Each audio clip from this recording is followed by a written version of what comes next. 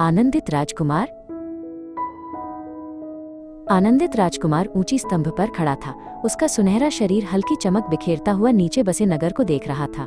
लोग अक्सर रुककर उसे निहारते थे, उसकी उजली सुंदरता से मोहित होकर। लेकिन मुस्कुराते चेहरे के पीछे उसके हृदय में एक शांत पीड़ा छिपी हुई थी। अब जाकर वो दुख देख पा रहा था जिसे जीवन में उसने कभी नहीं पहचाना था।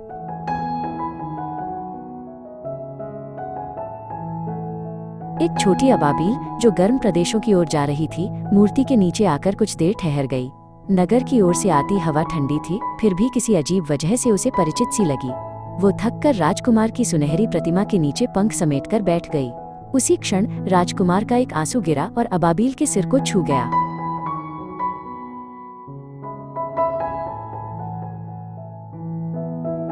घबराकर अबाबिल ने ऊपर देखा और राजकुमार का चमकता चेहरा पाया। आप क्यों रो रहे हैं? उसने नर्म स्वर में पूछा। राजकुमार कांपती पर कोमल आवाज में बोलने लगा, जीते जी मैं ये दुख नहीं देख पाया, पर अब मुझे पूरे नगर का हर दर्द दिखाई देता है।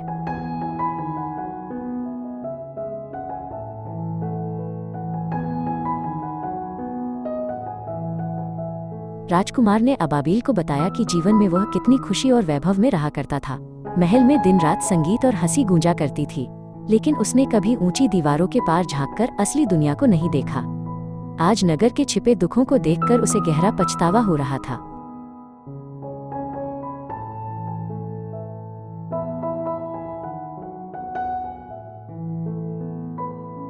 राजकुमार ने अबाबिल को नगर भर में फैली कठिनाइयां दिखाईं। बच्चे ठंडी झोपड़ियों में कांप रहे थे और थकी हुई माताएं भूखी आंखों से काम करती थीं। उनकी परेशानियां देखकर अबाबिल का हृदय कस गया। मैं अब उनकी मदद करना चाहता हूँ, चाहे देर ही क्यों ना हो, राजकुमार बोला।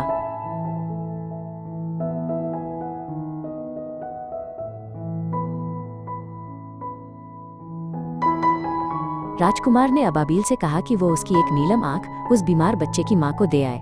अबाबिल हिचकिचाई पर फिर शांत संकल्प के साथ सिर हिलाया। जैसे ही नीलम राजकुमार की आंख से निकला, उसकी कोमल चमक भी बुझ गई। अबाबिल ने उस रत्न को उठाया और रात के आकाश में उड़ चली।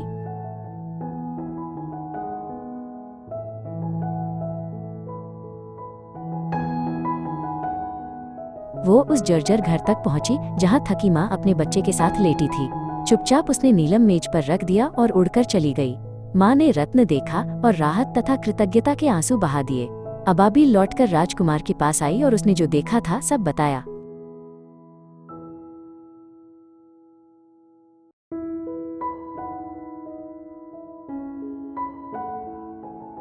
फिर राजकुमार ने उसे अपनी दूसरी नीलम आंख एक भूखे लेखक को देने को कहा। अबाबिल ठंडी रात को चीरती हुई उस अंधेरी कोठरी तक पहुंची। लेखक उस चमकते रत्न को देखकर दंग रह गया, क्योंकि उसने उसकी निराश कुटिया में उजाला भर दिया था। उसके भीतर आशा फिर से एक छोटी लौ की तरह जल उठी।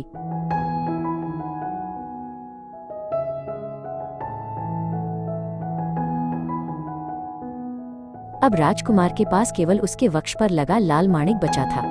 उसने अबाबिल से कहा कि वो यह माणिक उस नन्ही माचिस बेचने वाली लड़की को दे आए जो ठंड से कांप रही थी। अबाबिल ने उसे जमी हुई गलियों में भटकते हुए पाया। माणिक पाते ही उसकी आंखों में नाजुक सी गर्माहट चमक उठी।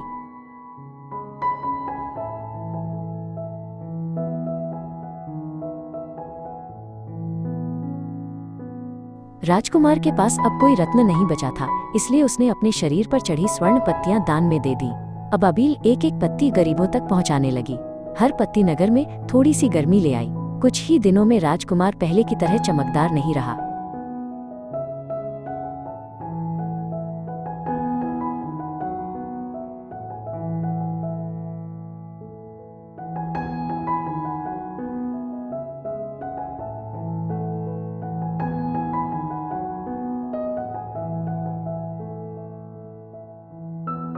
सर्द हवाएं तेज होती गईं। अबाबिल को दक्षिण की ओर उड़ने के लिए झकझोरती हुई, पर वह राजकुमार को छोड़ना नहीं चाहती थी। मुझे यहाँ अभी और काम करना है, उसने धीरे से कहा। राजकुमार ने अपने वफादार मित्र की ओर कोमल मुस्कान बिखेरी।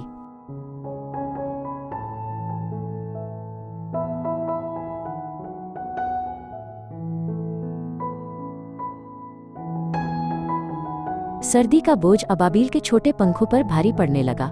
हर दिन वो कमजोर होती जा रही थी, उड़ना भी कठिन हो गया था। फिर भी वह राजकुमार के पास बिना शिकायत के बनी रही। राजकुमार ने उसे उस ऊष्मा से धन्यवाद दिया जो सोने से भी अधिक गहरी थी।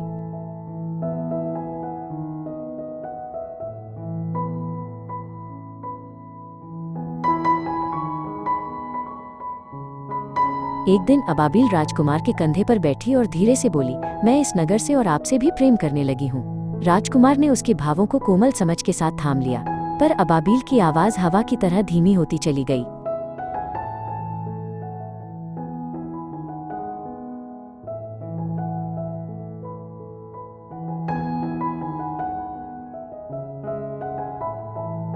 एक जमा देने वाली रात अबाबिल उड़ने में असमर्थ हो गई। वो राजकुमार के पैरों में सिमट गई और अपनी अंतिम सांस ली। अब मैं खुश हूँ, उसने मंद स्वर में कहा। राजकुमार का हृदय गहरी पीड़ा में डूब गया।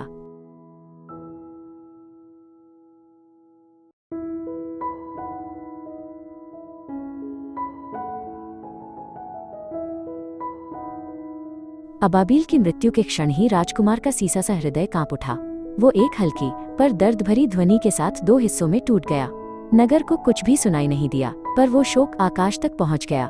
राजकुमार की लगभग सारी चमक बुझ चुकी थी।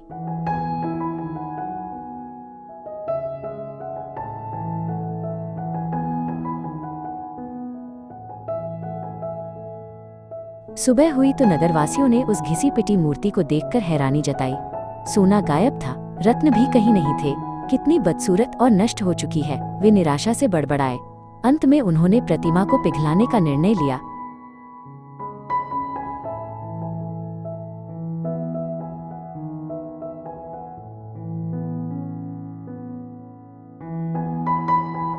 उन्होंने प्रतिमा को एक धधकती भट्टी में डाल दिया, लेकिन अजीब बात यह थी कि राजकुमार का शीशे का हृदय नहीं पिघला।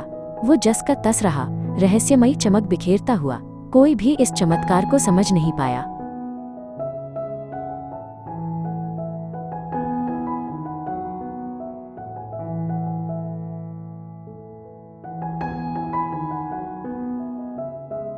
उसी समय एक देवदूत आकाश से उतर आया। उसने टूटे हुए हृदय और छोटी अबाबिल के शरीर को कोमलता से उठा लिया। ये इस नगर की 2 सबसे अनमोल चीजें हैं, उसने फुसफुसाकर कहा। हवा धीरे से उसके शब्दों को दूर ले गई।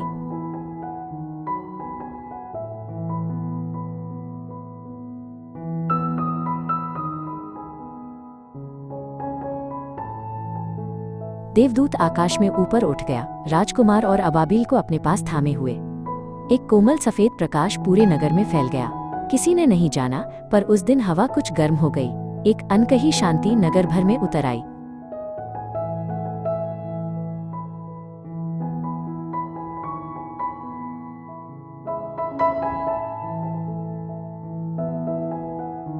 स्वर्ग में राजकुमार और अबाबिल अंततः फिर मिल गए। उन्होंने एक दूसरे को कोमल कृतज्ञ मुस्कान के साथ देखा। वहां कोई दुख नहीं था, केवल अनंत शांति और आनंद था। आकाश मानो उनकी सदा की खुशी को आशीष दे रहा था।